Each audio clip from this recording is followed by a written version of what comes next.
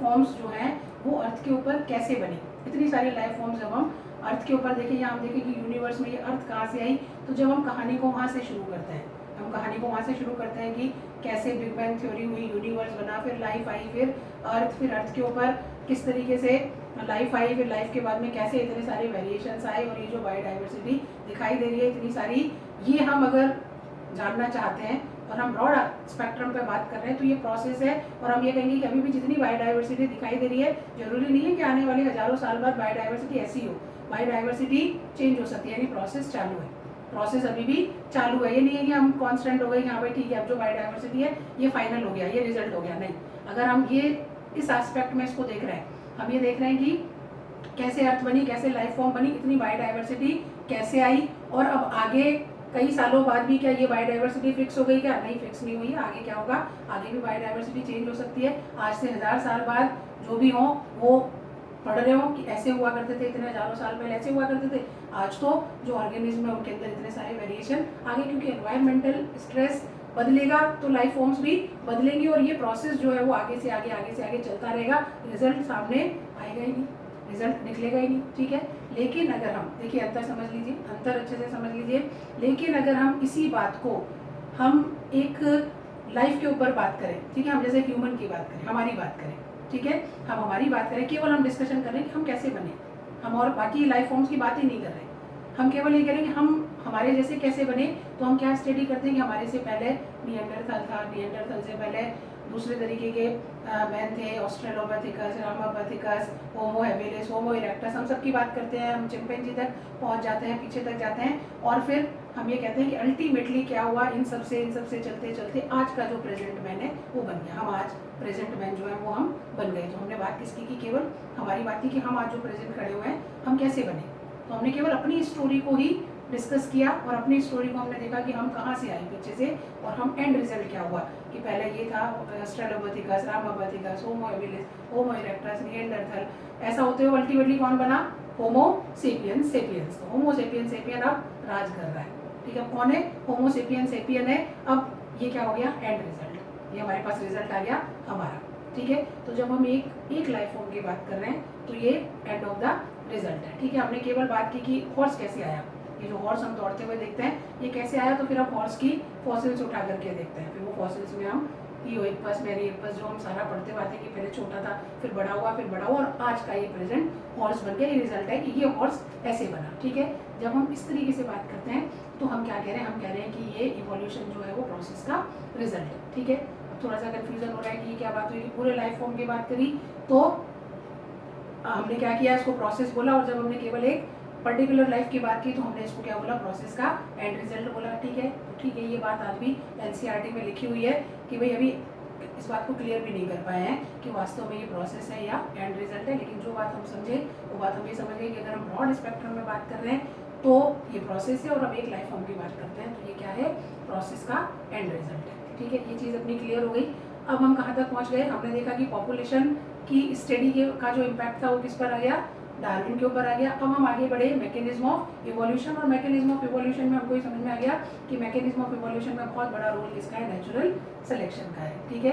अब mechanism of evolution वाला जो टॉपिक है, जो जब हम पढ़ते हैं तो हम ये देखते हैं कि केवल हम ये बोल रहे हैं कि नेचुरल सिलेक्शन जो है वो अकेला ही इवोल्यूशन का मैकेनिज्म नहीं है, ठीक है। ये जो वेरिएशंस आए, इतने सारे वेरिएशन हमने देखे, वीक में इतने सारे वेरिएशन मौजूद थे, और जैसे ही एनवायरमेंटल स्ट्रेस आया तो जो वीक उस पर्टिकुलर स्ट्रेस के लिए फिट थी वो सर्वाइव कर गई, जो नहीं थी वो खत्म हो गई, ठीक है। तो ये चीज़ वेरिएशन जो थे वो वेरिएशन आए कहाँ से, ये स्पीशीज़ बनी कैसे, ये वेरिएशन कहाँ से आया, ये स्पीशीज़ किस तरीके से बनी। तो पैरेलल इसी जिस समय डार्विन अपना नेचुरल सिलेक्शन पर वर्क कर रहे हैं, बता रहे हैं, उसी समय पैरेलल मेंडल जो है वो भी अपना काम कर रहे हैं, ठीक है।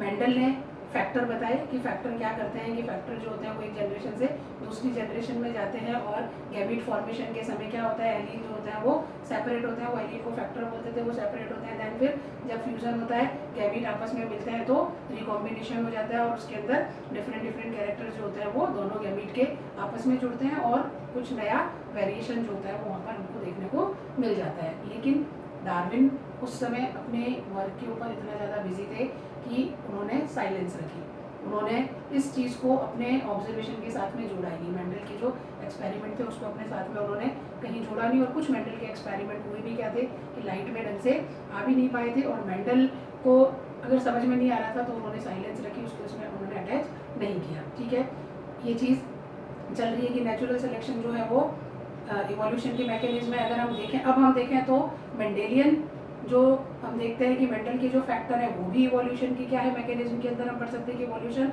वेरिएशन लाने का एक वो भी तरीका था, जो डार्विन बताते हैं वो भी तरीका था। अब एक और साइंटिस्ट हमारे सामने आ रहे हैं, ह्यूगो डिवरीज।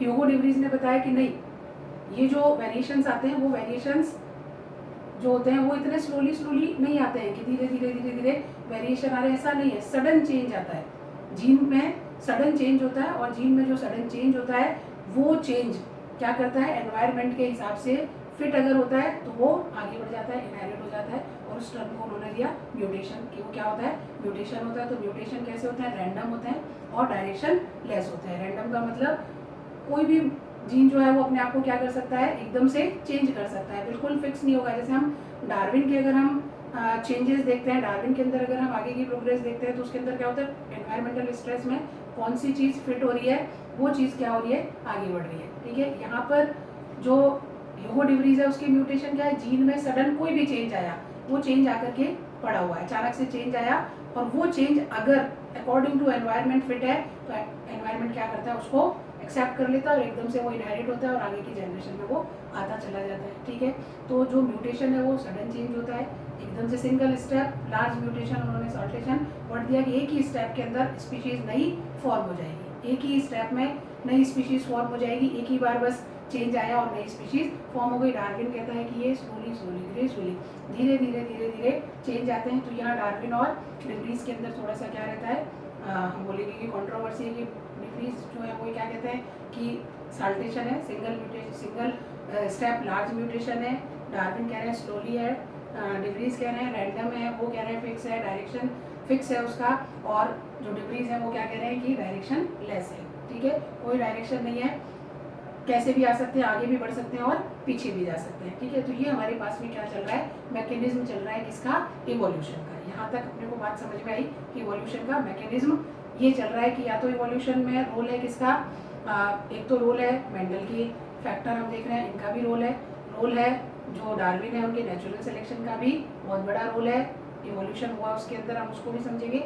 और अगर हम देख रहे हैं कि डिवरीज जो हमें बता रहे हैं कि म्यूटेशन जो होते हैं उसकी वजह से इवोल्यूशन हुआ, तो उसका भी अपना रोल है। अब इन सबको ये जो हमने मैकेनिज्म देखी इसको सपोर्ट मिला, किससे सपोर्ट मिला कि हमने एक स्टडी करी पॉपुलेशन जेनेटिक्स। ठीक है, पॉपुलेशन जेनेटिक्स जब स्टडी की गई, पॉपुलेशन जेनेटिक्स की स्टडी ने इन सबको थोड़ा सा और क्या दिया, कन्फर्म किया। ठीक है, तो अब पॉपुलेशन जेनेटिक्स की जो स्टडी है उसी स्टडी को हम किस में पढ़ते हैं, हार्डी विनबर्ग इक्विलिब्रियम के अंदर हम समझते हैं कि पॉपुलेशन जेनेटिक्स किस तरीके से हार्डी विनबर्ग इक्विलिब्रियम को समझा रही है। तो हम क्या चीज़ समझें हार्डी विनबर्ग इक्विलिब्रियम में से पहले हम क्या चीज़ समझने की कोशिश करें। हार्डी विनबर्ग इक्विलिब्रियम हमको कहाँ लेकर के जा रहा है, क्या समझा रहा है कि पॉपुलेशन जेनेटिक्स जो है वो क्या है। ठीक है, पॉपुलेशन जेनेटिक्स ने इस चीज़ को, मैकेनिज्म को, इवोल्यूशन को बहुत बड़ा सपोर्ट दिया। हम पॉपुलेशन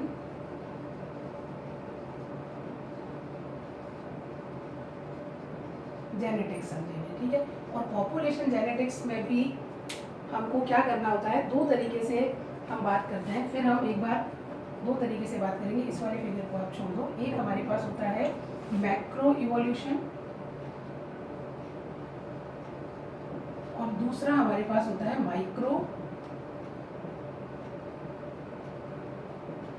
इवोल्यूशन। ठीक है, मैक्रो इवोल्यूशन के अंदर क्या चीज़ है, मैक्रो इवोल्यूशन जो बताता है उसमें हम लार्ज स्केल पर, बड़े स्केल पर बात कर रहे हैं। मैक्रो इवोल्यूशन फिर हम किस पर जाएंगे कि अर्थ और अर्थ के ऊपर लाइफ फॉर्म्स और लाइफ फॉर्म्स के ऊपर इतनी सारी बायोडाइवर्सिटी, जब हम इसके बारे में पढ़ रहे हैं तो ये क्या है, फाइलोजेनेटिक्स।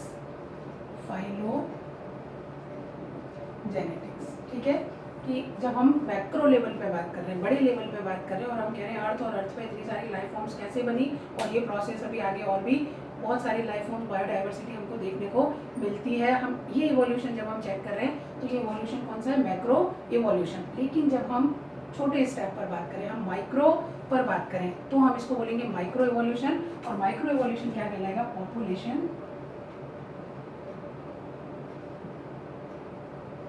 जेनेटिक्स। ठीक है, यहाँ पर हम क्या पढ़ रहे हैं? Population genetics. तो जो माइक्रो इवोल्यूशन हुआ उसके अंदर क्या हुआ कि हम एक गिवन पॉपुलेशन की बात करें। ठीक है, हमने केवल किसकी बात की? ह्यूमन की बात की। ठीक है, हमने केवल ह्यूमन पॉपुलेशन की बात की, और ह्यूमन पॉपुलेशन में जो वेरिएशंस हैं हम उसके बारे में बात कर रहे हैं। ठीक है, हम केवल ह्यूमन पॉपुलेशन के, हम हमारा वेरिएशन डॉग के साथ नहीं देख रहे, हम हमारा वेरिएशन फिश के साथ नहीं देख रहे, हम केवल किसकी बात कर रहे हैं? ह्यूमन में जो वेरिएशंस हैं हम केवल उन्हीं की बात कर रहे हैं। तो वो क्या हो गया? माइक्रो लेवल हो गया, माइक्रो इवोल्यूशन, और उसको हम बोलते हैं पॉपुलेशन जेनेटिक्स। की हम ह्यूमन पॉपुलेशन की जेनेटिक्स, या हम किसी भी पॉपुलेशन, ह्यूमन नहीं, हम किसी भी, लेकिन पर्टिकुलर एक लाइफ फॉर्म की हम क्या कर रहे हैं? पॉपुलेशन की जेनेटिक्स जो है वो हम स्टडी कर रहे हैं। तो अगर सपोज करिए हम ह्यूमन की कर रहे हैं, तो हम ये देखते हैं कि अफ्रीका में रहने वाले जो ह्यूमन्स हैं वो अलग तरीके के दिखाई देते हैं, उनका बॉडी बिल्ड अलग होता है। हम देखते क्या देते हैं, तो अफ्रीका का है, अफ्रीकन है। ठीक है, कॉम्प्लेक्शन बहुत ज़्यादा उनका डार्क होगा, कर्ली हेयर्स होंगे, बहुत सारी हम देखते ही बता देते हैं कि अफ्रीका का बंदा है। यूरोप का जो होता है उसको हम देख करके बता देते हैं, आप जनरल उसमें अंग्रेज है बोल देते हैं अपन, गोरा है, और किस तरीके के उसके गोल्डन कलर के हेयर है, बॉडी जो उसका स्टेटस है वो भी हम देख करके समझ आते हैं। अगर कोई चाइनीज़ है तो हम बता देते हैं, कोई जापानीज़ है तो हम देख करके बता देते हैं, हम इंडिया में भी देख के बता देते हैं कि ये साउथ का है, ये हिली एरिया में रहता होगा। तो ये वेरिएशंस हम किस में स्टडी करें? ह्यूमन पॉपुलेशन के अंदर। ठीक है, ये पॉपुलेशन, ये वेरिएशंस कैसे आ रहे हैं ह्यूमन अपनी अपने ह्यूमन उसके अंदर कैसे आए, इस वेरिएशन को हम जब स्टडी कर रहे हैं। ठीक है, इसकी जेनेटिक्स हम सोचने की कोशिश कर रहे हैं। हम ये एलील जो है, ये जो जीन है हमारे पास, उन जीन का ये डिफरेंट, हमारे ह्यूमन में सब में जीन तो कैसे होंगे? सेम ही होंगे। ठीक है, क्योंकि स्ट्रक्चर तो हमारा सेम ही है ना, हमारा डाइजेस्टिव सिस्टम, हमारा रिप्रोडक्टिव सिस्टम, हमारा रेस्पिरेटरी सिस्टम सभी में, चाहे वो यूरोप का बंदा हो, चाहे वो अफ्रीका का बंदा हो, चाहे वो इंडिया का हो, सबका एक जैसा है। लेकिन वेरिएशन हमको किस में दिखाई दे रहे हैं?